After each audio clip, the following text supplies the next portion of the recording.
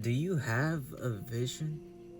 I mean, something that you can close your eyes and see that's gonna motivate you when you don't feel the motivation.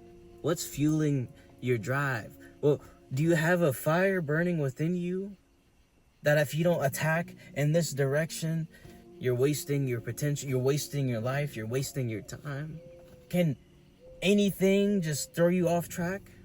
Or do you have something so strong, a why that wakes you up, a why that has you springing out of bed instantly on fire, ready to attack the day? Like, what do you have? Do you have a vision?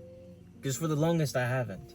For the longest, I've been that guy who was just like one of those grocery bags you see floating through the wind, being blown every which direction. But if you don't have a destination, can you really complain where you end up? See, don't get it mistaken. What God has envisioned for our lives, what God has planned for us, is amazing, beyond our comprehension. But have we taken the time to actually delve into the Word and cultivate our relationship, nourish it, have our desires shifted to align with His will? Have we actually sat down and considered what our desires, our true desires, might be? The ones that don't seem to go away, the ones that are always whispering to us when we're slacking, when we're wasting time. Because what you envision is going to be the thing that's going to propel you, that's going to help you, that's going to drive you, or it's going to be the thing that actually gets in the way, the lack of a vision. When there's a lack of a vision, then anything will take its place. And that anything that takes its place is almost never something that we would have picked for ourselves. So why not paint something that's in your favor? Why not paint a picture that gets you excited instead of depressed? Why not paint a picture that gets you feeling some kind of way? You feel the emotions of what it would be like to be in that situation. Or do we allow ourselves to dwell in anxiety, fear, worry? When we don't have a vision for the future, all we really have is everything that's happened up until now, our past. The past that has maybe some things that we regret, maybe things that make us sad. The past, the thing that makes us depressed because we can't change it. And if that's the only thing that we're focused on, then how could we not feel these negative emotions? When we have a picture painted, we turn into someone completely different. We start looking at life in a way that we've never looked at it before.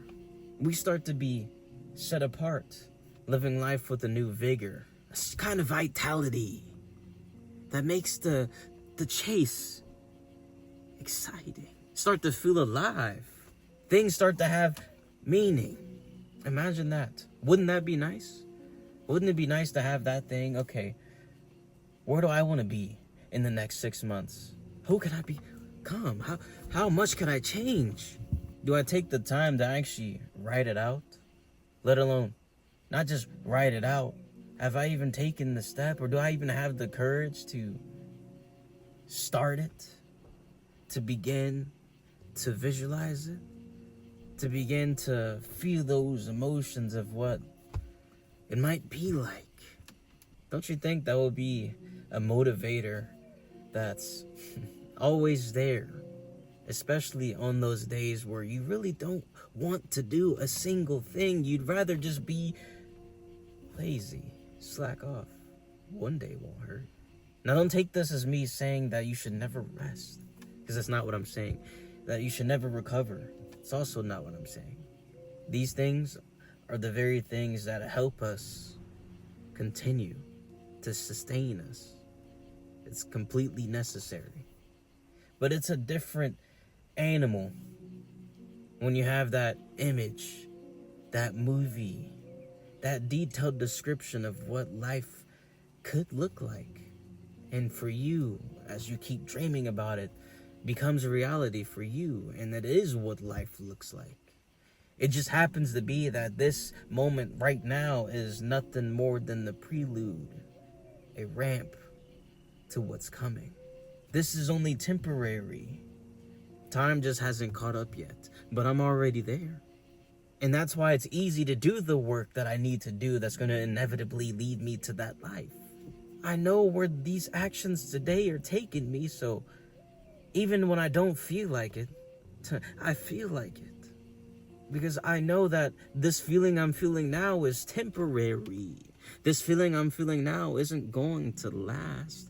I felt the feelings of the future vision. As a matter of fact, my feelings in this moment now actually shifted because I changed where I am mentally and took myself to the place where I'm moving. And we're just waiting for time to catch up. I'm feeling those feelings and I'm bringing them back here. And I'm tricking my brain, I'm tricking my body to think that we're actually in that envision experience. The mind cannot distinguish between an imagined reality and reality we see with these eyes. You see, the mind's eye is actually more powerful than the natural eyes. But many of us forget how to use the power. Many of us forget that we even have it, could be even considered a power. It just gets written off as something we did in childhood. It's not what adults do. That's just, what are you, daydreaming? It gets written off and then tossed into the wind and forgotten about. But what if that's actually part of the plan of the enemy, the opposing forces? What if that's a part of the spiritual warfare? To make you forget about one of your most powerful tools, your imagination. Haven't you had those experiences where the following day is an event that you can't wait to experience? Like me, for going to Kings Island, the amusement park, to ride some roller coasters. We can't sleep the night before because we have all this emotion built in us as we visualize how it'll be like when we're on the rides. We're in the park. Finally, at last. So how could we possibly sleep when these emotions dwelling within, burning within us, lighting something inside, causing us to be excited, enthusiastic? What if we could do the same thing for every day of our lives? What if it doesn't have to be just certain events, Christmas morning, the birthday? Like, what if it could just be every day? We could just trick our minds, use what we have already in store within us, because it's all we need, and truly take advantage and see what might just happen for certain. So if you made it to this point in the video, I greatly appreciate you. If you want a short, condensed version of this where it's just in a written kind of format, we got the Voice of Strength newsletter every single day. Start off your mornings, 6 a.m. every day, with some fire. Just a quick 1-minute read and start your day off right. thevoiceofstrength.com. I'll see you there. See you in the next video. Adios for now.